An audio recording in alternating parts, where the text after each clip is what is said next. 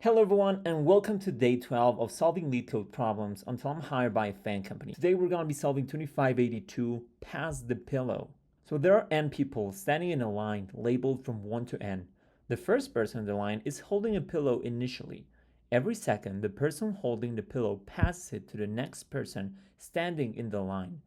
Once the pillow reaches the end of the line, the direction changes and people continue passing the pillow in the opposite direction. For example, once the pillow reaches the nth person, they pass it to the nth minus 1 person, then to the nth minus 2 person, and so on.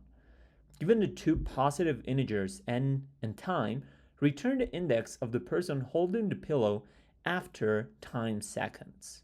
Okay, so for example 1, for input, we have n equals 4, right? We have 4 people, and time equals 5.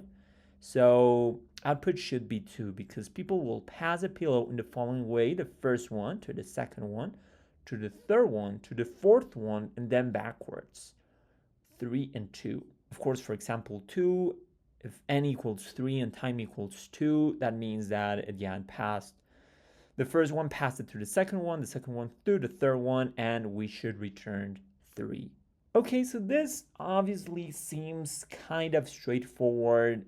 Of course, we could use here for loops so that we can traverse this, but I believe we could probably not even use for loops and probably use the mod operator. Let's just go ahead here and see if using the mod operator in some sort of fashion could actually indeed work for this problem. Let's look here at example 1. In this case, we have n equals 4 and time equals 5.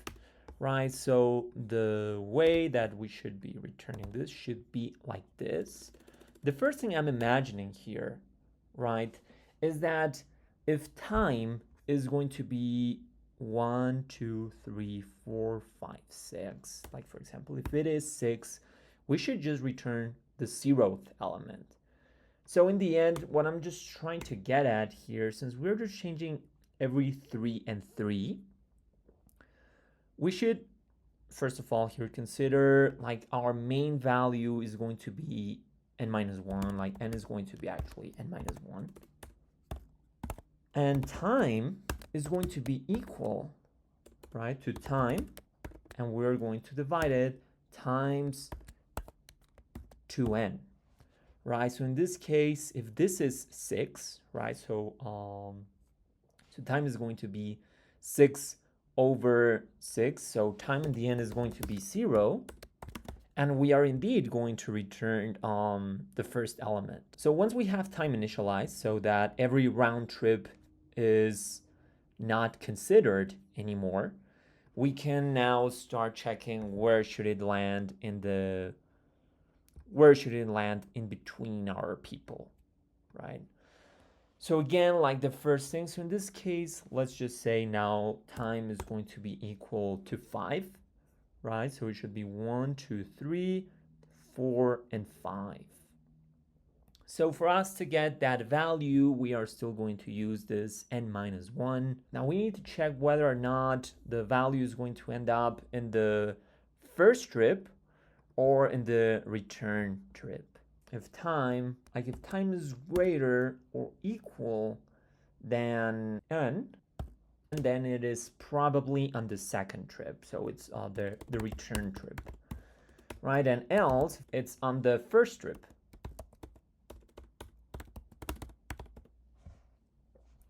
In the return trip, we can simply do here, okay, so if it is 5, we're going to get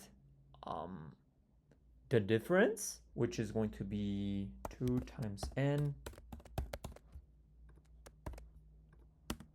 minus the time, which in this case is 5. This is going to be equal to 1, and we should indeed return the first element, and the first element as in the indices, right? So this is the 0 and this is the first one. Yeah, so if this was 4, it would be 0, this would be 1, 2, 3, and 4th. So this time is definitely greater than n, which is in this case 3 because we subtracted 1. And since this is the case, it's on the return trip, and we would return 6 minus 4, which in this case would be 2. Now, if it was, for example, 2, this would not be the case, and we would just need to return actually time.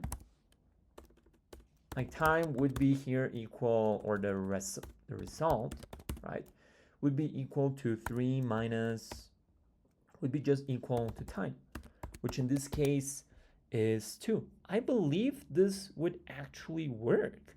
So we could probably start coding something like this up. We are going to subtract 1 from our n. Now time, we're going to divide it.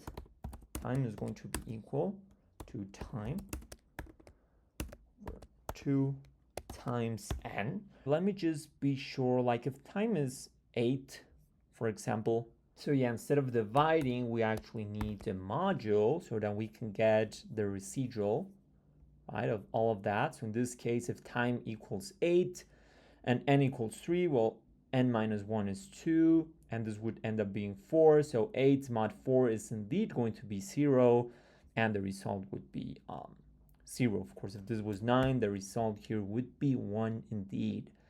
So yeah, once we have that, we're simply going to do our comparison now. So if time is greater or equal than n, we are indeed just going to return.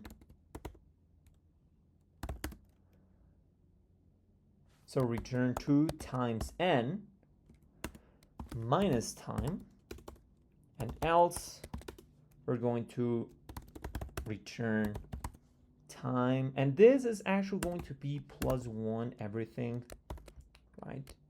Because we are considering the real position and not the index, right? So let me just erase all of this now, and let's just go ahead and see if it would work with example 2. So we are going to return here 2 times n, which is 4, minus time minus 2, which is 2, plus 1, which indeed is going to be 3 in this case, right? So for the other example, example 1 in this case, right, we're going to change magically n here to 3. We're going to return 2 indeed.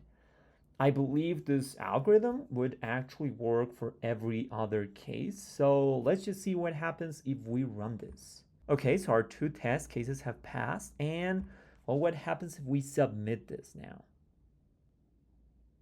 Okay, and there it is. We have successfully completed day 12. As you can see, our algorithm beats around 72%, and memory-wise, 28%, but really, this is the time complexity of this is constant time, so I'm very happy with that.